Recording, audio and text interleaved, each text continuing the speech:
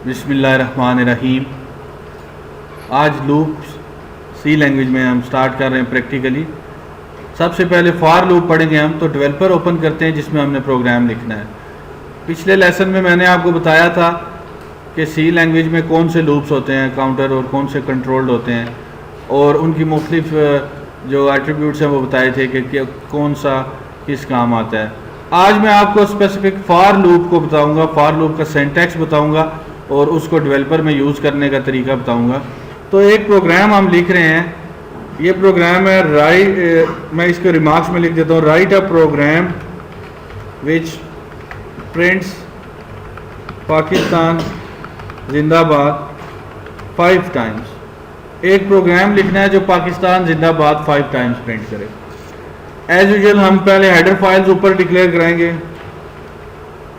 Include conio.h, और उसके बाद #include stdio.h। ये दो चीज़ें हमने करा ली। अब उसके बाद हमने मेन फंक्शन शुरू करना है। मेन फंक्शन इंट मेन से हम शुरू करते हैं और इसके आखिर में हम रिटर्न 0 लिखते हैं। ये हमारा पूरा प्रोग्राम इसी के अंदर हम प्रोग्राम लिखते हैं अपना। अब ये प्रोग्राम प्रिंट करेगा पाकिस्तान जिंदाबाद 5 टाइम्स। हमने लूप यूज़ करना है, तो फॉर लूप हम यूज़ करेंगे। पिछले लेसन में मैंने आपको बताया था कि लूप के अंदर एक वेरिएबल यूज़ होता है जो कि काउंट करता है हर दफ़ा, उसे काउंटर वेरिएबल कहते हैं। लूप के अंदर एक वेरिएबल, अब 5 दफ़ा पाकिस्तान प्रिंट करना है ना इस प्रोग्राम ने, तो फॉर लूप के अंदर एक काउंटर वेरिएबल होगा जो गिनेगा। पहले वो 1 होगा, फिर 2 होगा, फिर 3 होगा, फिर 4 होगा, फिर जब 5 हो जाएगा तो हमने लिमिट लगाई होगी कि बस 5 तक चलेगा, ये वहाँ पे लूप ख़त्म हो जाएगा। तो मैं आपको एक प्रोग्राम लिख देता हूँ। ये फॉर वेरिएबल आप ऊपर भी डिक्लेयर करा सकते हैं और फॉर के अंदर भी करा सकते हैं। जिस तरह मैं ये कहता हूँ for int i is equal to 1, फिर सेमीकॉलन आएगा, i1 और फिर आ गया सेमीकॉलन। सेमीकॉलन के बाद फिर मैं लिखूंगा i इज अब लिमिट क्या है, कितनी दफ़ा प्रिंट कराना है, तो लेस देन 6 भी लिख सकता हूँ। अगर इक्वल डालोगे तो 5 लिखना होगा। लेस देन 6 का मतलब है लिमिट क्या है, 5 है, 5 लिमिट है। ये जो चीज़ है ना, ये i इज इक्वल टू 1, ये स्टार्ट वैल्यू है, बेस वैल्यू है। फिर ये i is less than equal to 6, ये क्या है, ये लिमिट है, एंड वैल्यू है कि i कितने तक जाएगा, 1 से शुरू होकर कितने तक जाएगा, 5 तक। लेस देन 6 का क्या मतलब है, 5। और फिर हर दफ़ा i की वैल्यू 1 बढ़ेगी, इसे हम इंक्रीमेंट कहते हैं। ये हो गया लूप, फॉर लूप का। ये स्टार्ट वैल्यू है, ये लिमिट है, 5 लिमिट है, और हर दफ़ा 1 बढ़ेगा। पहले i क्या होगा, 1, फिर क्या होगा बढ़ के 2।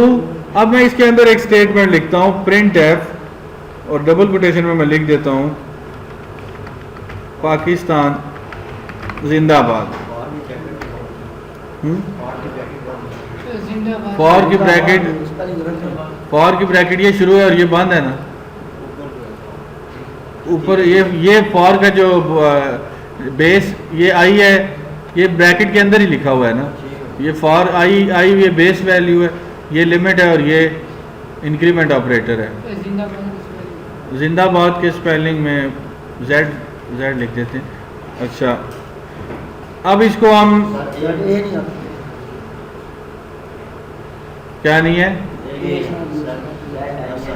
जिंदाबाद। अच्छा, अब ये लिख दिया हमने, बस इतना सा प्रोग्राम है हमारा। अब होगा क्या, पहले ये देखो, इसको हम एनालाइज करते हैं। पहले आई क्या होगा,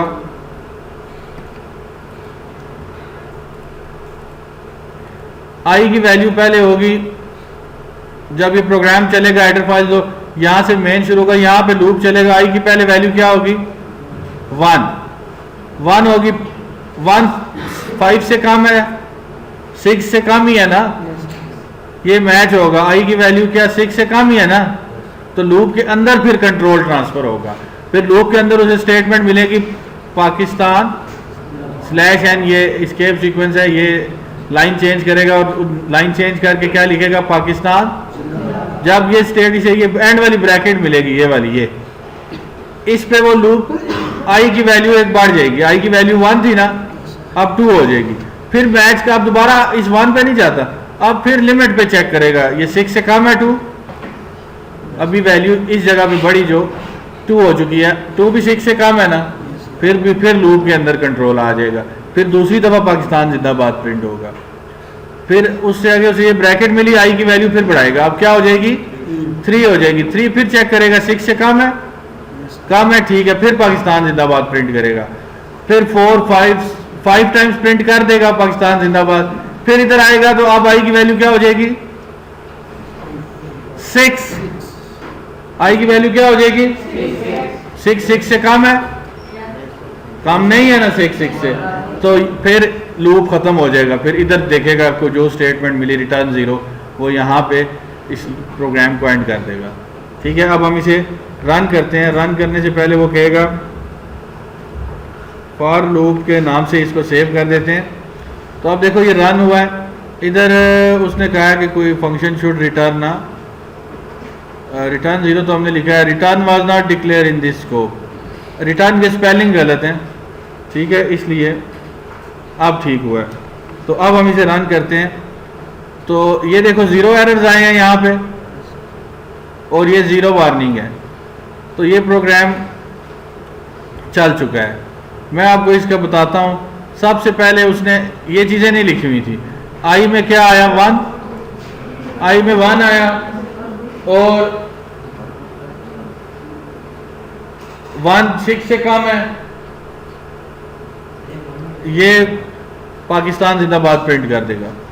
दोबारा जब कंट्रोल देखो, कंट्रोल पहले शुरू यहां से होगा, लूप यहां से शुरू हुआ, आई की वैल्यू को 1 किया, साथ ही चेक किया 1 6 से कम है, 1 6 से कम है ना, लूप के अंदर आएगा। लूप के अंदर से स्टेटमेंट मिली पाकिस्तान जिंदाबाद, उसने ये पहली दफा प्रिंट किया। अभी ये नीचे वाले नहीं हुए, ये तो टोटल आउटपुट है ना, अभी सिर्फ ये हुआ है समझो। फिर इधर जब आया कंट्रोल, इधर मैं ये माउस का पॉइंटर ले गया हूँ, यहाँ पे जब कंट्रोल आया तो फिर आई की वैल्यू हो गई 2 होगी, फिर चेक करेगा 2 6 से कम है, ठीक है, फिर लूप के अंदर आ जाएगा कंट्रोल, पाकिस्तान जिंदाबाद दूसरी दफा प्रिंट होगा।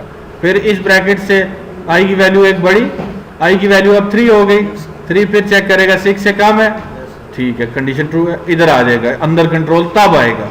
फिर तीसरी दफा पाकिस्तान जिंदाबाद प्रिंट करेगा ये, फिर आई की वैल्यू यहाँ से एक बढ़ेगी 4 हो जाएगी, 4 भी 6 से कम है, फिर चौथी दफा पाकिस्तान जिंदाबाद प्रिंट करेगा। फिर इस ब्रैकेट से आई की वैल्यू इंक्रीमेंट हो गई, 5 हो गई, 5 भी 6 से कम है, फिर लूप के अंदर कंट्रोल ट्रांसफर हुआ, पाकिस्तान जिंदाबाद फिर प्रिंट करेगा एक दफा, और फिर यहाँ पे आई की वैल्यू अब हो जाएगी 6। दोबारा फिर कंडीशन देखेगा लिमिट से एक्सीड करे, मैच हो रही है या नहीं हो रही। अब आई की वैल्यू 6 है, तो 6 इज नॉट लेस देन 6, 6 से छोटा तो नहीं है ना। फिर लूप के अंदर कंट्रोल नहीं आएगा, लूप के ब्रैकेट के बाहर जो स्टेटमेंट यहाँ पे उसे मिलेगी, चूंकि वो कोई भी नहीं है स्टेटमेंट, तो प्रोग्राम एंड हो जाता है। तो इस तरह से